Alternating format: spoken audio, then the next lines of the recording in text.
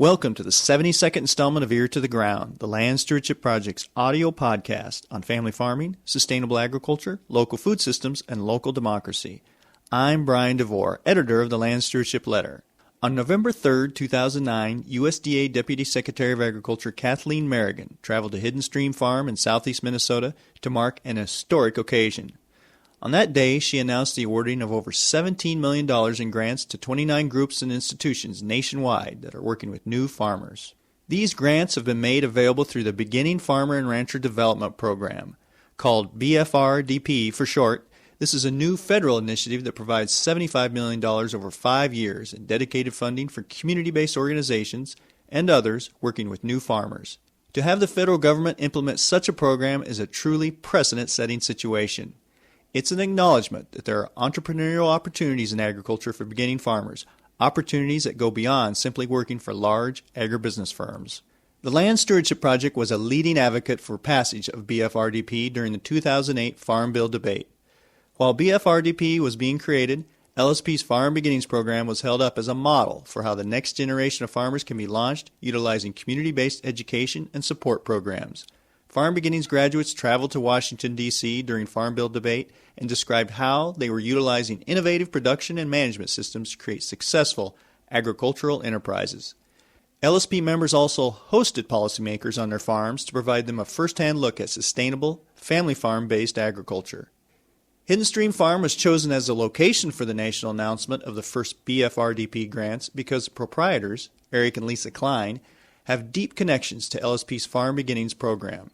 Lisa's father, Everett Koenig, was one of the original Wabasha County Give-A-Dams, a group of area farmers who approached LSP several years ago about creating a beginning farmer training program. The Kleins are graduates of one of the first Farm Beginnings courses offered by LSP over a decade ago, and now operate a thriving pasture-based livestock operation that markets pork, chickens, and beef in southeast Minnesota and the Twin Cities.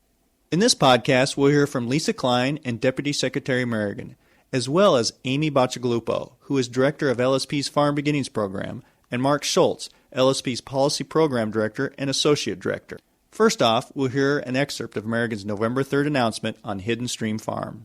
We're losing too many farms in America, as you all know, and we're not only losing our connection to agriculture and production, we're losing people who have great values, and to see a family like this standing up on stage and saying that we can make it happen here, it's working for us, we're involved with a network of farmers and organizations, it's truly exciting.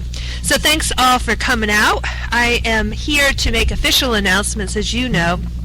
One of the great things that happened in the 2008 Farm Bill, thanks to your local congressman and Congressman Peterson, of course, another part of the state, and organizations like Land Stewardship Project, we have a number of initiatives in that bill that are directed at new and beginning farmers, because we know that the average age of farmers in America is now 59 years of age.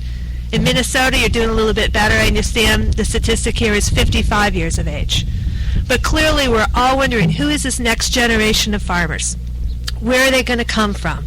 What are the barriers to entry into American agriculture that they face? And so there are a number of new initiatives in the 2008 Farm Bill.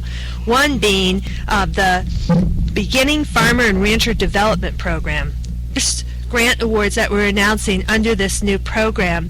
We are awarding today $17 million in grants to 29 institutions across the country. This is an education, training, and technical assistance and outreach program designed to help U.S. farmers and ranchers, specifically those that have been farming or ranching for 10 years or fewer. The Beginning Farmer and Rancher Development Program in the Farm Bill is there to make sure that farmers and ranchers have access to the resources and knowledge they need to succeed.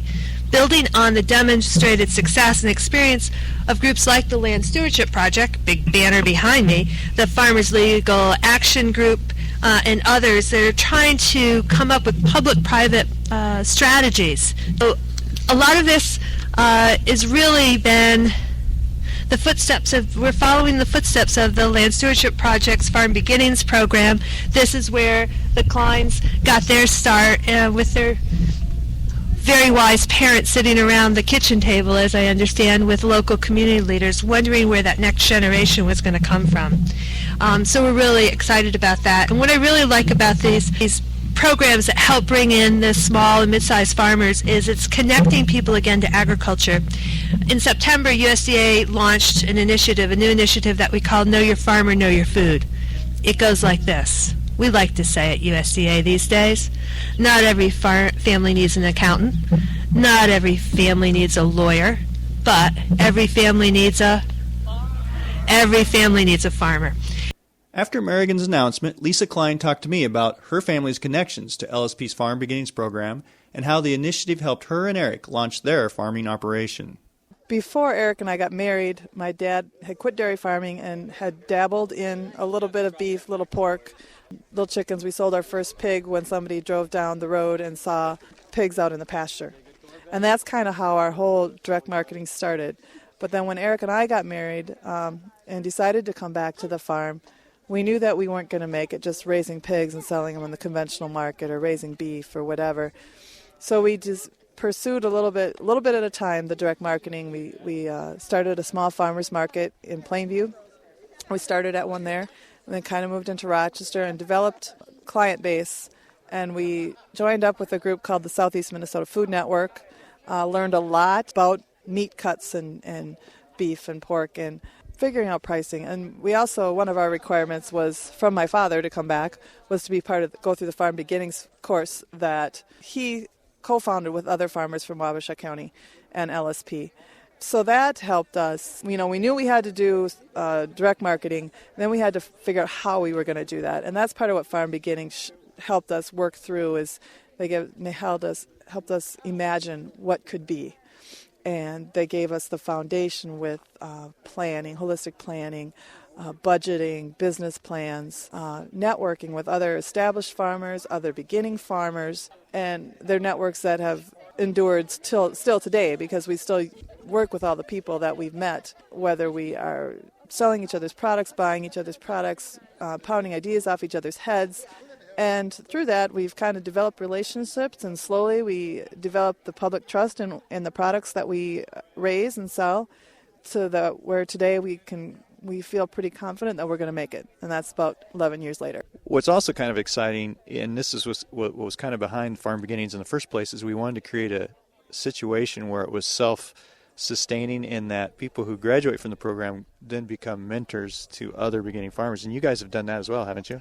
Yeah, we are. We have mentored others. We've had people come in and learn what we do, how we do it. Some are just first time getting their feet wet. Some people have experience and they just want to experience a different way of farming. We do presentations on our marketing, what we've learned with our marketing skills at the different Farm Beginnings classes. Eric's on the Farm Beginnings Steering Committee. So we've stayed very involved, and we really believe in the program. It's a good program, and then anybody that goes through it is going to benefit a lot. One of the initial BFRDP grants has gone to the Land Stewardship Project to help your organization support beginning farmer training initiatives around the country. Amy Bachgalupo, director of LSP's Farm Beginnings program, says the key to Farm Beginnings' success is its emphasis on community-based training and support. We have 7 states that are in either the initial stages or into their 3rd, 4th year of hosting a Farm Beginnings-like training. And 2 of those programs are in Illinois. One is in northern Illinois, and the second is in central Illinois. And they are also, with the funds that we received, able now to reach out to another program in southern Illinois. So there's been tremendous growth there. We also have a program being hosted in North Dakota and South Dakota, one in Nebraska, and then one on the East Coast with Hawthorne Valley Farms. What is interesting is that, as we grow as a group of organizations that look to have farmer-led, community-based beginning farmer training efforts, we have a lot to learn from each other. When we talk about a Farm Beginnings type training, what is it that maybe sets it apart a little bit? What is it that these programs are doing that maybe hasn't been done before? the story of Farm Beginnings really starts with its beginning, and what has made it successful always has been that there is an established group of farmers in the communities that host this program that want to see beginning farmers be successful. A 1-year, 2-year emphasis on training alone will not allow them to be successful. They need a connection to a network of established farmers who can guide them in a long-term process to pick up both, the production skills that they need, the knowledge, but also to help them navigate the startup process, which actually can be as long as 10 years. So what we've learned through the 13 years we've been doing this program is that we need to build that network as strong as possible, and it is the base for the success of those beginning farmers. Training is important, access to capital is important, access to land is important, but none of those things alone, or even without a base of farmers around them, none of those things will lead to success unless you have that community base.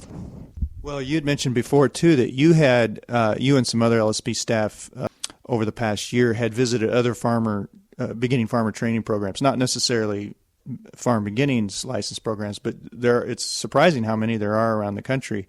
And one of the common themes you found was that community-based system, that really basing it in the community. Yeah, even with farmers who are, for example, in Seattle, we visited Comunidad a Comunidad, which is a community-based organization that has been doing organizing on behalf of new immigrants, recent immigrants, and farm workers in that region in Seattle. And they got to the point in that organizing where they realized that there was an opportunity that many of these farm workers were missing in terms of moving directly into farming.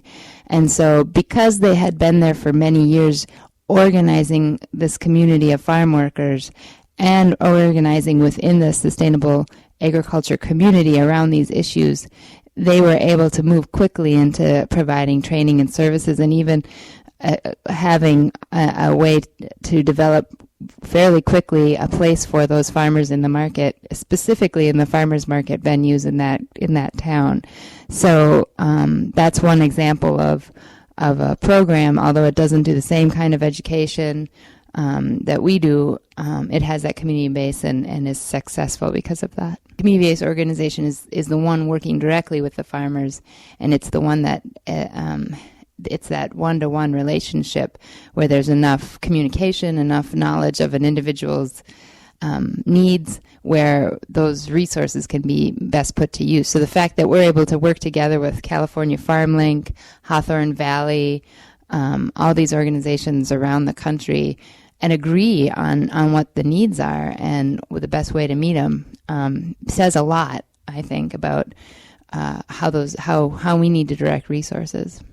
The Land Stewardship Project's Mark Schultz says that getting Congress to support such a precedent-setting program as BFRDP required a major grassroots effort to show lawmakers that there are many exciting opportunities available for entrepreneurial family farmers. And those grassroots efforts must continue to make sure the program is implemented in a way that fits its original intent. I mean, first of all, just to say, it is the first ever beginning farmer education or training or support program specifically coming out of USDA. I mean, there's been little wrinkles here and there, but this is really saying it's a good use of public resources to help support the next generation of farmers to care for the land and grow our food, etc. And for decades we've had declining numbers of farms. That was just accepted as the way it was going to be. And why would somebody get started farming? And it was assumed just the sons or maybe the daughters of farmers would take over in the appropriate numbers, and most people wouldn't, and that's okay because we're so much more efficient. But we've really started to see a shift in that. We've certainly seen in Minnesota the beginning of growth in the number of farms. And we've seen nationally, whether it's with organics or with sustainable livestock and meat, pasture-raised, etc., or it's in the whole local and regional food, that there are opportunities for people to farm. And they might not be farming. They might be new to agriculture or a generation removed. Or they might be farming significantly different, as Lisa Klein does, from what her father was, who was a dairyman, and they're doing other things. There needs to be community support, community education, mentorships, network and sharing, farmer-to-farmer education, so that new farmers can take advantage of those opportunities. We were disciplined. We stayed with that message. We said there are opportunities in agriculture, and named those opportunities and the importance of the next generation of farmers being able to access that opportunity and move forward with this growing part of American agriculture. As you know, who's saying it is equally important. One way we did that is we, several times a year, and through support of our members and some local foundations, were able to fund what we call fly-ins. And we would have beginning farmers and mentors and other experienced farmers and other people in food businesses in the community go to Washington as Land Stewardship Project members and themselves deliver that message to Colin Peterson, the House Agriculture Committee Chair, to Tom Harkin, the Senate Chair, to Tim Walz, who co-authored this bill. And that is really powerful. And of course, it takes money to do it. But when you can do that, then you have the policymaker directly speaking to somebody who isn't just talking about an idea, they're talking about their life. And they're talking with conviction and with experience, and it's strong. That's what community-based programs give you, and that's what membership organizations like Land Stewardship Project give you. The other thing we did that was people-centered that way is in our districts, in our states, where we would hold meetings on farms, on a beginning farmer or a mentor's farms, and highlight this issue among other issues. And again, it's very real, and you'd bring the member of Congress to that. There is a concern we have, Brian, with the Beginning Farmer and Rancher Development Program. Of the 29 grants that were awarded in this first ever round of grants, only 10 went to community-led programs. It's stated clearly in the law that is the priority for the grants. So we need to reverse that. Most of all the rest of the grants went to large land-grant universities and other institutions. And while some of those programs will probably have good relationships with the community, we don't want that money just to be seen as funding university budgets. We want it to go to the best possible use. And we clearly see, as we go around the country, community-based approaches for new farmer training, education, mentoring, support. That's the way to go. And we need those dollars to go that way. So we're going to be counting on Deputy Secretary Merrigan to be an ally with us in improving the grant making out of this program next round.